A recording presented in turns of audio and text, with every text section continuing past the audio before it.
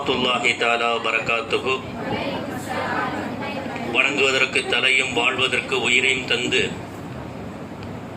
நம்மை அவனை துதிப்பதற்கு நாவையும் தந்திருக்கின்ற எல்லாம் அல்ல அல்லாஹ்வை புகழ்ந்தவனாக நாளை மறுமையில் நம்மை சுவனத்துக்கு அழைத்துச் செல்லக்கூடியவராக இருக்கக்கூடிய நம் பெருமானார் ஸல்லல்லாஹு அலைஹி வஸல்லம் அன்னவருடைய துஆவுடனும் இந்த சிறப்பு மிக்க நூன் படிப்பகம் திறப்பு விழா மிக சிறப்பான முறையில் நடைபெற்றுக் கொண்டிருக்கின்றது.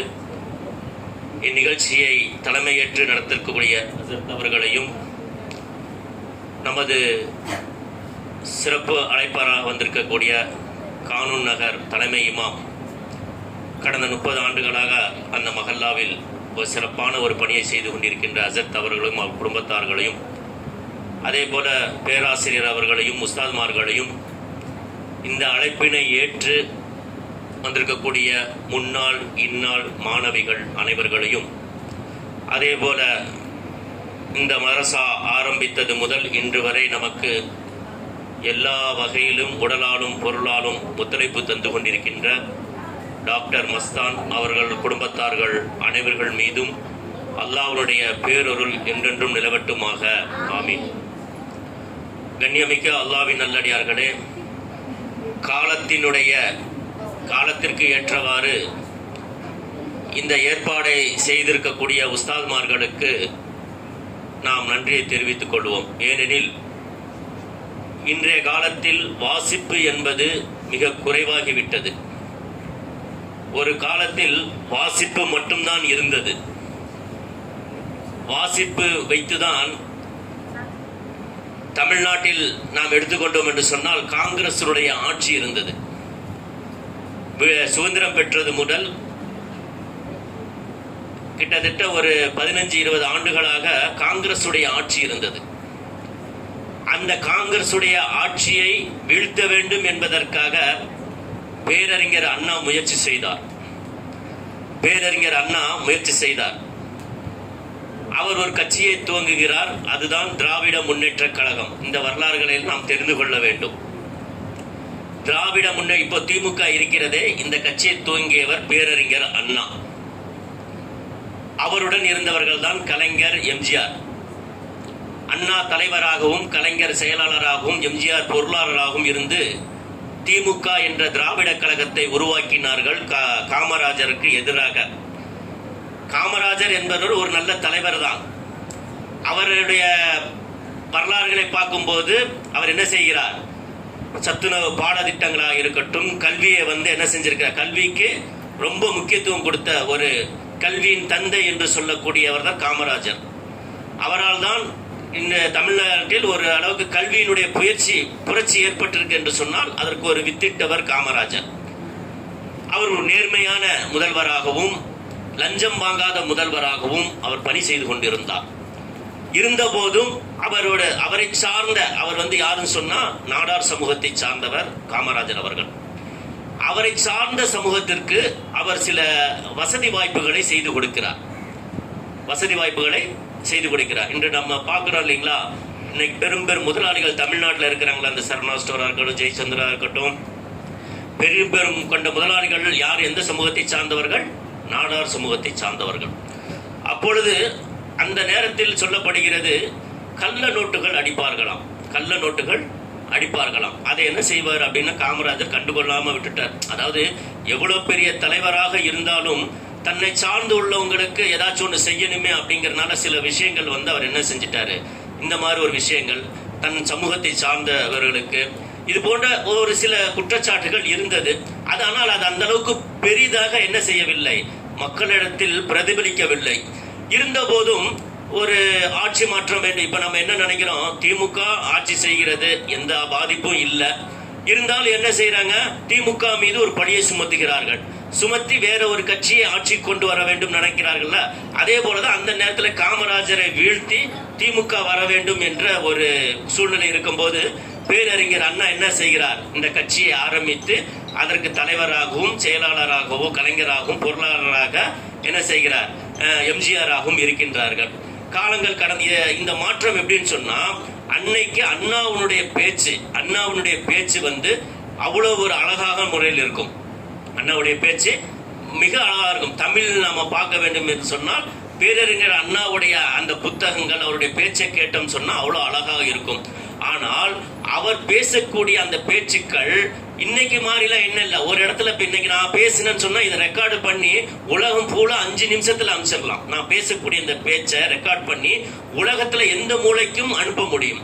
ஆனால் அன்று அப்படி அல்ல. அவர் பேசுவாரு, அதை என்ன செய்வாங்க, அப்படியே பேப்பர்ல எழுதுவாங்க. எழுதி மலர்கள், அந்த செய்தித்தாள்களின் மூலமாகத்தான் அந்த அண்ணாவுடைய பேச்சு என்ன மக்களுக்கு மத்தியிலே போய் செல்கிறது.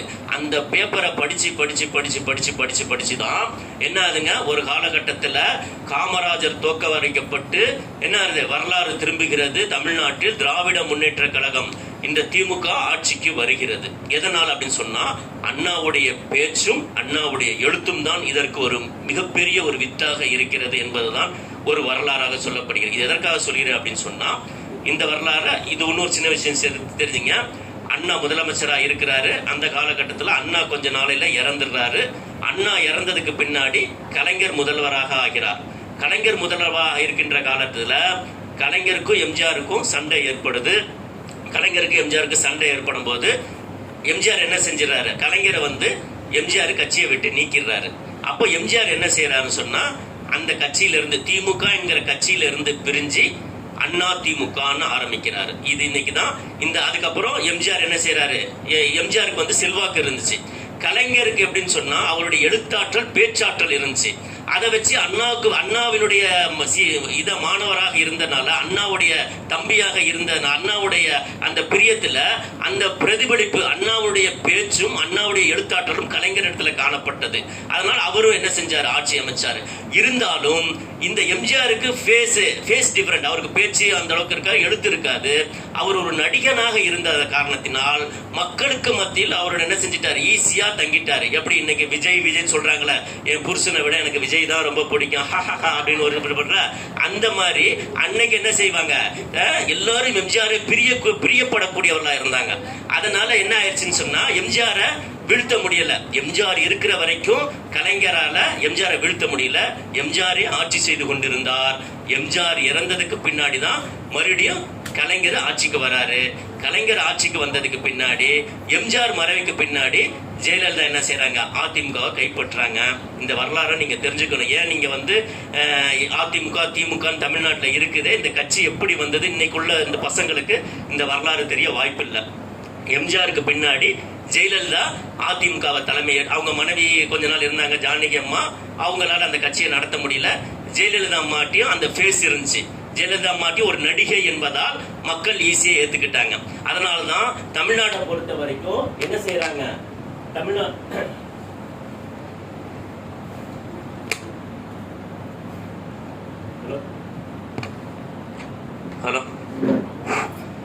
தமிழ்நாடை பொறுத்த வரைக்கும் நடிகர்கள் ஏன் ஆட்சிக்கு வரணும்னு ஆசைப்படுறாங்கன்னா இந்த ஒரு காரணத்தை வச்சுதான். எப்படி எம்ஜிஆர் ஈஸியா முதலமைச்சர் ஆனாரு, எப்படி ஜெயலலிதா ஈஸியா முதலமைச்சர் ஆயிட்டாங்களோ, ஆனா அண்ணாவும் கலைஞரும் ஈஸியா முதலமைச்சர் ஆகல. அவங்க ரொம்ப கஷ்டப்பட்டாங்க. பேச்சு அங்கங்க மேடை போட்டு பேசுவாங்க, அங்கங்க பத்திரிகைகளை எழுதுவாங்க. அதன் மூலமாகத்தான் அவங்க எல்லாம் ஆட்சியை பிடிக்க முடிஞ்சிச்சு. இவங்க 2 பேரும் அந்த நடிகை என்ற பேஸை வச்சு உள்ள வந்துட்டாங்க. இதை வச்சுதான் இன்னைக்கு எல்லோருமே தமிழ்நாடை பொறுத்த வரைக்கும் என்ன செய்யறாங்க, ஈஸியா நம்ம வந்துடலாம், முதலமைச்சர் ஆயிடலாங்கிற ஒரு கனவுல எல்லாரும் மிதக்கிறாங்க. இது ஒரு பக்கம் இருக்கட்டும். அப்போ எம்ஜிஆர் இறந்ததுக்கு பின்னாடி கலைஞர் திமுக வருது. திமுக போட்டியாக எம்ஜிஆருடைய இடத்துல ஜெயலலிதா ஆட்சியை பிடிக்கிறாங்க. திமுக அதிமுக அதுக்கப்புறம் எப்படி ஆயிடுச்சு சொன்னா, ஒரு நேரம் திமுகவா இருந்துச்சு, ஒரு நேரம் ஃபுல்லா எம்ஜிஆர் இருக்கிற வரைக்கும் அண்ணா திமுகவா ஆட்சி இருந்துச்சு. 13 வருஷம் எம்ஜிஆர் என்ன செஞ்சாரு, தொடர்ந்து ஆட்சி செய்யறாரு. எம்ஜிஆருடைய இறப்புக்கு பின்னாடி கலைஞர் 5 வருஷம், ஜெயலலிதா 5 வருஷம், கலைஞர் 5 வருஷம், ஜெயலலிதா 5 வருஷம், இப்படியே வராங்க. தமிழ்நாடை பொறுத்த வரைக்கும் ஏன் இவங்க 2 பேரும் மட்டும் இருந்தாங்க அப்படின்னு சொன்னா, இந்த 2 கட்சியுமே எங்க இருந்து உருவாச்சுன்னு பாத்தீங்கன்னா அண்ணா கிட்ட இருந்துதான் உருவாச்சு. புரியுதுங்களா? அண்ணா கிட்ட இருந்துதான் திமுக வந்தது, திமுக இருந்தா அதிமுக வந்தது. எம்ஜிஆரும் கலைஞரும் அண்ணா கிட்ட பயிற்சி பெற்றதுனால இவங்களுடைய சமத்துவம், அதாவது என்னன்னு சொன்னா திராவிடம் என்பது எப்படி இருக்குங்க, சரிசமமா இருக்கணும், ஏற்றத்தாழ்வு, அதாவது இஸ்லாம் சொல்லக்கூடியதை இவங்க வலியுறுத்துறாங்க. எப்படி இஸ்லாத்துல ஏழை பணக்காரன் ஜாதி வேற்றுமைகள் உயர்வு தாழ்வு இல்லையோ, இந்த கருத்தை தமிழ்நாட்டுல பெரியாரின் மூலமாக அண்ணா யாருன்னு சொன்னா பெரியாருடைய சீடர். அண்ணா யாருங்க? பெரியாருடைய சீடர். இந்த கொள்கையினாலதான் இன்னைக்கு தமிழ்நாட வீழ்த்த முடியல. திமுக அதிமுக நிரந்தரமா இருக்கு. இத பாக்குன்ற பாஜக என்ன செய்யறான்னு சொன்னா இவங்க ரெண்டு பேரையும் ஒழிக்கணும். திமுக ஒழிச்சு அதிமுக ஒழிச்சு என்ன செய்யணும், பிஜேபி உள்ள வரணுங்கிற ஒரு செய்தியில தான் இன்னைக்கு எலெக்ஷன்லாம் நடந்துட்டு இருக்கு. இது ஒரு பக்கம் நாட்டு நடப்பு. இதை நீங்க இந்த அரசியலையும் நம்ம தெரிஞ்சுக்கணும். அதுக்காக இதை பதிவு செய்யறேன். இதனோட நோக்கம் என்னன்னு சொன்னா, அப்படிப்பட்ட காமராஜரையே வீழ்த்தக்கூடிய ஒரு சூழ்நிலை எப்படி வந்துச்சுன்னு சொன்னா அண்ணாவுடைய பேச்சும் அண்ணாவுடைய எழுத்தாற்றலும் தான் அப்படிங்கறதுக்காக இதை சொல்ல வர. எனவே எப்பொழுதுமே நம்ம இடத்துல எழுத்தாற்றலும் வாசிப்பும் கண்டிப்பா இருக்கணுங்க. இந்த ரெண்டு இல்லைன்னு சொன்னா நாம என்ன செஞ்சிருவோம், கண்டிப்பான முறையில தோத்துருவோம். இன்னைக்குள்ள பசங்கள்கிட்ட பேசவும் தெரிய மாட்டேங்குது, எழுதவும் தெரிய மாட்டேங்குது. இந்த ரெண்டுமே குறைபாடாக இருக்குது. எனவே தயவு செய்து இந்த பேச்சு திறமையும் நாம் வளர்த்துக் கொள்ள வேண்டும். குறிப்பாக எழுத்து திறமையும் நாம் வளர்த்துக் கொள்ள வேண்டும். எனவே நான் எதற்காக சொல்றேன் அப்படின்னா, இது ஒரு நல்ல முயற்சி. நாம இன்னைக்கு என்ன செய்யறோம் அப்படின்னா, நிறைய பேருக்கு தமிழ் எழுத தெரியல. தமிழ் என்ன சொல்ற, எழுத தெரியல. தமிழ்நாட்டில் இருக்கிறாங்க ஒரு ஃபேமிலி, நான் கேட்கிறேன், தமிழ்நாட்டில் அவங்க இருக்கிறாங்க, என்ன தமிழ்நாட்டில் தான் இருக்கிறாங்க, பேசுறாங்க, பழகுறாங்க. அந்த பசங்களுக்கு தமிழ் எழுத தெரியலங்க. எனக்கு அப்படியே ஆச்சரியமா இருந்துச்சு.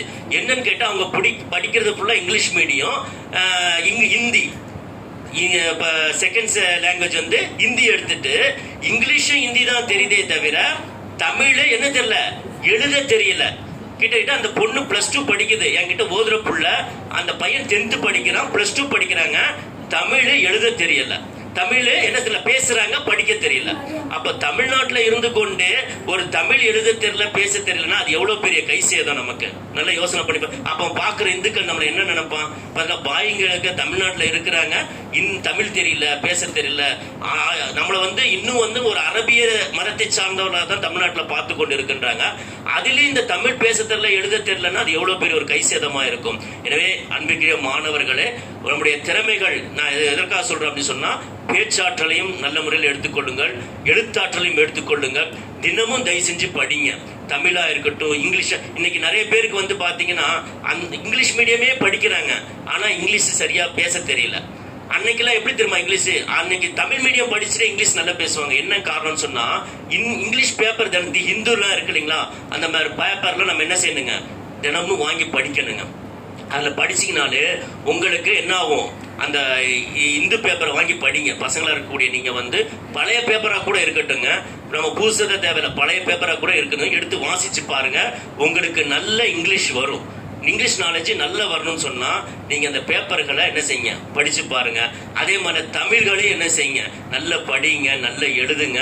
இதெல்லாம் நம்முடைய இந்த நம்ம இன்னைக்கு சில பேர் பாத்தீங்கன்னா வாட்ஸ்அப்ல என்ன செய்யறாங்க, பேசுறாங்க. நான் சில பதிவுகளை பாக்குறேன், வாட்ஸ்அப்ல பேசி அனுப்புறாங்க. அதுல பாத்தீங்கன்னா 1008 தப்பு இருக்கு. இப்ப உதாரணமா, நான் இன்னைக்கு வெளியே செல்கிறேன், என்னை எதிர்பார்க்க வேண்டாம் அப்படிங்கறத அவங்களுக்கு டைப் பண்ண தெரியல. அதனால என்ன பண்ணிடுறாங்க, வாய்ஸ் ரெக்கார்டிங்ல போட்டு அதை என்ன பண்றாங்க, டைப் பண்ணி எழுத்துல பண்ணா அது 1008 பிழைகள் இருக்கு. அது நம்ம தப்பா அனுப்புறோம் அப்படிங்கறத கூட அவங்களுக்கு தெரியல. என்னன்னு சொன்னா, அதை படிச்சாதான் அவங்களுக்கு தெரியும். அவங்க பேசுறது அப்படியே வந்துருச்சு அப்படின்னு அவங்க அதை மெசேஜை ஃபார்வர்ட் பண்ணிடுறாங்க. அதுல நம்ம உத்து பார்க்கும் போதுதான் சில தவறுகள் இருக்கும். நான் கூட சில நேரத்துல எனக்கே அந்த தவறுகள் வரும். நான் கூட சில நேரத்தில் டைப் பண்ணும்போது பார்ப்பேன், நான் மறந்து என்ன செய்வேன், சரியா படிக்காம அனுப்பிச்சிட்டா கூட அதுல சில தவறுகள் இருக்குது. எதற்காக சொல்றேன் அப்படின்னா, நம்ம இன்னைக்கு எல்லாரும் ஈஸியா என்ன செஞ்சிடறோம், டைப்பிங் பண்ண தெரியும், எழுதுறதுக்கு சோம்பேறிப்பட்டு, டைப்பிங் பண்ண சோம்பேறித்தனம் பட்டு எல்லாம் வாய்ஸ் ரெக்கார்டிங், வாய்ஸ்ல இது பண்றது, இந்த மாதிரி ஒரு இதுல ரொம்ப இலகுவா ஆக்கி கொள்கிறோம். தயவு செய்து அது தேவைதான், அது இலகுவா ஆக்கிக்கலாம். ஆனா முதல்ல அஸ்திவாரம் இருக்கணும். முதல்ல எனக்கு எழுத தெரியணும், முதல்ல படிக்க தெரியணும். இந்த ரெண்டையும் வச்சுக்கிட்டு நம்ம வாட்ஸ்அப்ல பேசுறது கொள்றதுங்கிறது அது நம்ம ஈஸியா எடுத்துட்டு, அசலே தெரியாம நான் வாய்ஸ் ரெக்கார்டிங், நான் சொல்ற விஷயம் புரியுது அவங்களுக்கு, எனக்கு தமிழ் சரியா படிக்க தெரியாது, நான் ஒரு வாட்ஸ்அப்ல என்ன செய்யறேன், ஒரு விஷயத்தை பேசி அனுப்புறேன், நான் பேசின விஷயம் தான் இதுல பதிவாயிருக்கான்னு எனக்கு படிக்க தெரிஞ்சாதானே நான் அதை இது பண்ண முடியும். எனக்கு படிக்க தெரியலன்னா என்ன செய்வேன், அஸ்ஸலாமு அலைக்கும் அப்படிங்கிறது சில நேரத்துல என்ன இருக்கும், அந்த அஸ்ஸலாமு அலைக்கும் இஸ் இல்லாம இருக்கும், ரஹ்மத்துல்லாங்கிறதுல பாத்தீங்கன்னா தவறா இருக்கும். அப்ப இந்த தவறை நம்ம எப்படி கண்டுபிடிக்கிறது, அந்த தமிழ் வாக்கியம் தெரிஞ்சாதானே இது தவறுங்கிற நம்ம கண்டுபிடிக்க முடியும். எனவே கண்ணியமிக்க மாணவிகளே, பெரியவர்களே, நாம் எடுத்துக்கொள்ள வேண்டியது என்னன்னு சொன்னா, காலருக்கு தகுந்த ஒரு முயற்சி தான் இது, நல்ல முயற்சி. எல்லாம் அல்ல அல்லாஹ் தஆலா தினமும் வீட்டை என்ன செய்யுங்க, புத்தகங்களை எடுத்து படிங்க, ஹதீஸ் புக்குகளை படிங்க, குர்ஆன் தர்ஜுமாக்களை படிங்க, சஹாபாக்களுடைய வரலாறுகளை படிங்க, தினமும் உட்காந்து படிக்க வைங்க. உங்க வீட்டுல யாராச்சும் பெரியவங்க அப்பா அம்மா இருந்தாலும் அவங்கள உட்கார வச்சு நான் படிக்கிறேன் நீ கேளுமான்னு சொல்லி 2 விஷயத்த தினமும் படிப்பு வாசித்தல்ங்கிறது தினமும் இருக்கணும்னு சொல்றாங்க. அது இங்கிலீஷா இருக்கட்டும், தமிழா இருக்கட்டும், அரபியாக இருக்கட்டும், நாம் எந்த மொழியில் அதிகமாக கவனம் செலுத்த வேண்டும் என்று நினைக்கின்றோமோ, எந்த மொழியில் நாம் தேர்ச்சி பெற வேண்டும் என்று நினைக்கின்றோமோ, எந்த மொழியில் நாம ஒரு தனித்துக்க மிக்கவர்களாக வர வேண்டும் என்று நினைக்கிறோமோ, அந்த மொழியை நாம் தினமும் படிக்க வேண்டும், தினமும் எழுத வேண்டும். அப்படி இருந்தால் மட்டுமே அது சாத்தியமாகும். எனவே எல்லாம் வல்ல அல்லாஹ் ஜல்ல ஷஅனஹு தஆலா நாம் எடுத்திருக்கக்கூடிய இந்த முயற்சியை நம் மாணவிகளுக்கும் நம் மாணவிகளை சார்ந்தவர்களுக்கும் அல்லாஹ் அருள் புரிந்து அவருடைய கல்வியிலே மென்மேலும் பரக்கத்தையும் அபிவிருத்தியும் ஏற்படுத்தி தருவானாக. அஸ்ஸலாமு அலைக்கும் வரஹ்மத்துல்லாஹி தஆலா வபரகாத்துஹு.